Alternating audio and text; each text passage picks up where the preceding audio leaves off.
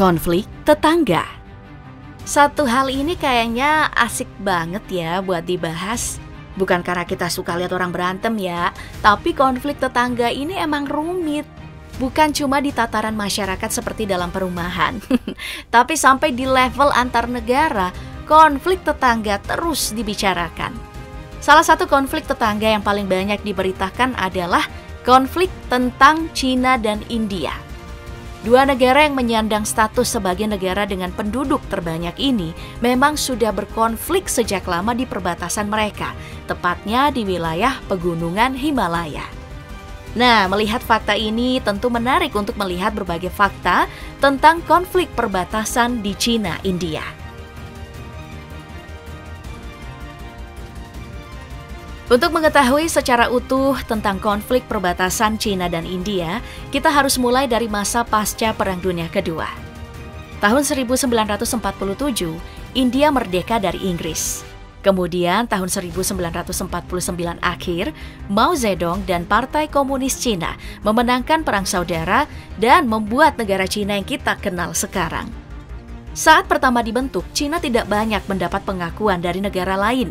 Tapi berbeda dengan sikap India yang memutuskan menjadi salah satu negara pertama yang mengakui Cina.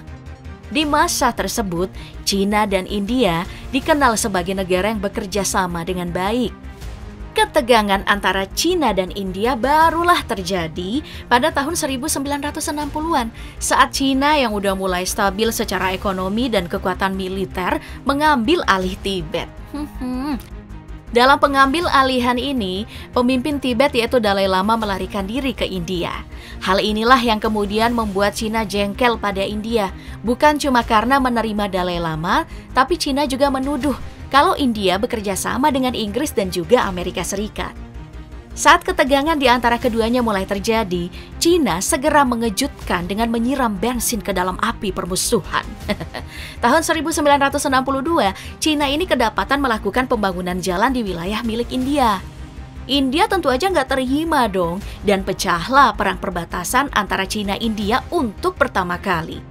Perang ini menghasilkan sebuah wilayah bernama Aksai Chin di pegunungan Himalaya dikuasai oleh Cina. Nah, setelah kemenangan ini apakah Cina puas? Tentu saja tidak, Ferguson. Karena Cina masih mengakui beberapa wilayah lainnya di perbatasan Cina dan India. Mulai dari wilayah barat Laut Himalaya, Ladakh. Kemudian dataran tinggi Doklam yang berbatasan dengan Cina, India, serta Bhutan. Lalu ada Arunachal Pradesh yang diakui Cina juga sebagai wilayah Tibet Selatan. Sampai sekarang, situasi perbatasan kedua negara ini belum pernah mereda. Penyebabnya adalah India dan Cina tidak pernah sepakat dengan garis batas kedua negara. Dalam sepanjang sejarah, sudah ada beberapa garis yang kemudian menjelaskan batas wilayah dari Cina dan India di tempat mereka berkonflik. Mulai dari garis Ardagh-Johnson, garis Macartney-Macdonald, dan juga garis McMahon.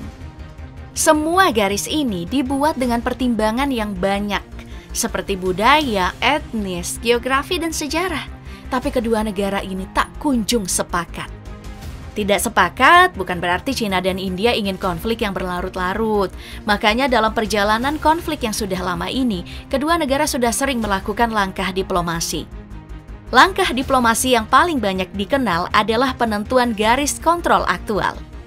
Garis kontrol aktual ini merupakan wilayah yang tidak diklaim siapapun, dianggap sama-sama dimiliki oleh Cina dan India. Kemudian kedua negara sepakat kalau tidak akan menempatkan militer secara permanen di sana. Langkah diplomasi ini diharapkan untuk membuat konflik antar kedua negara mereda. Namun, harapan tinggal harapan, karena garis kontrol aktual ini juga tidak disepakati karena dianggap tidak memiliki landasan yang jelas. Nah, makanya kedua negara tidak pernah sepenuhnya tenang. Tahun 2013 dan 2015, konflik kembali pecah di wilayah Ladakh.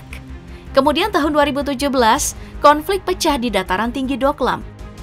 Uniknya, meski konflik sering pecah, kedua negara sepakat untuk tidak menggunakan senjata api dalam unsur konflik mereka. Makanya konflik yang terjadi jarang menimbulkan korban jiwa. Biasanya serangan cuma berupa serangan psikologis, seperti yang dilakukan Cina dengan menggunakan speaker untuk mengejek tentara India.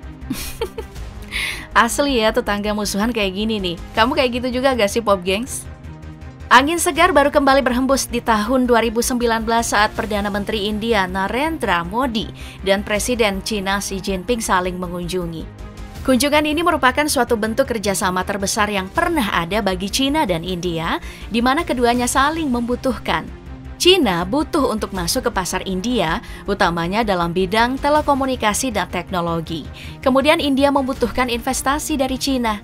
Sayangnya hubungan saling membutuhkan ini sepertinya nggak cukup untuk meredakan masalah perbatasan antara China dan India. Bahkan saat pandemi COVID-19 mulai merebak dan semua disibukkan oleh pandemi, China malah secara mengejutkan menerjunkan pasukan ke wilayah Ladakh. Konflik yang terjadi pada Mei 2020 tersebut untuk pertama kali menewaskan tentara dari kedua belah pihak. Tercatat, ada lebih dari 20 orang yang meninggal dari kedua belah pihak dalam konflik yang terjadi tersebut. Melihat sikap China yang agresif di wilayah ini sejak awal terjadinya konflik, tentu menimbulkan pertanyaan besar. Kenapa China sangat menginginkan wilayah yang disengketakan? Padahal, wilayah ini hanya memiliki sedikit penduduk dan juga sumber daya alamnya tidak begitu menjanjikan. Nah, jawabannya itu ada dua, yaitu kepentingan militer dan mega proyek Belt and Road Initiative milik China. Mari kita bahas yang pertama, di mana China melihat wilayah konflik ini sebagai wilayah strategis dalam kepentingan militer mereka. Contoh besar dalam kasus ini bisa dilihat dari dataran tinggi Doklam. Jika China bisa mengamankan wilayah ini, maka China akan mampu masuk ke wilayah koridor Siliguri. Koridor ini menjadi penting bagi China karena menjadi jalur utama mobilisasi militer India jika terjadi perang. Bisa melakukan pencegatan di koridor Siliguri, China bisa memastikan keunggulan mereka meskipun India dibantu oleh Amerika Serikat.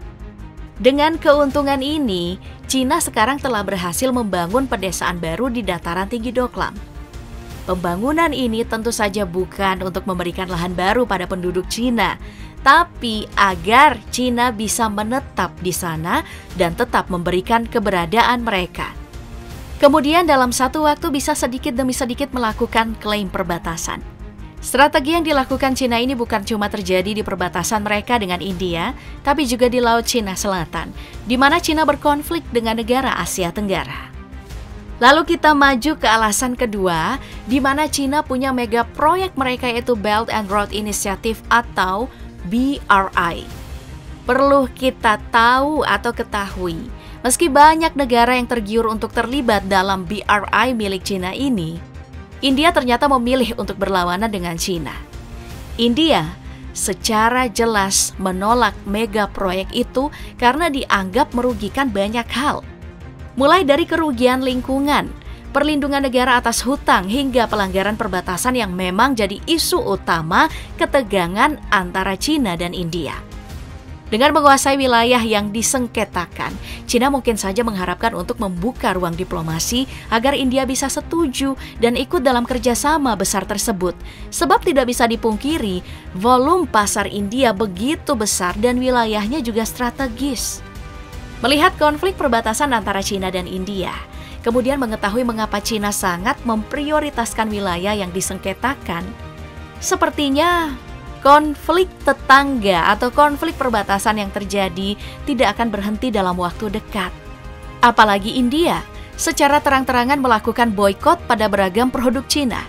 Kemudian India juga membentuk koalisi dengan Australia, Jepang, dan Amerika Serikat untuk membendung pengaruh China di Indo-Pasifik. Dengan semua tindakan ini sudah jelas, kalau konflik perbatasan India dan China makin sulit untuk menemukan titik terang.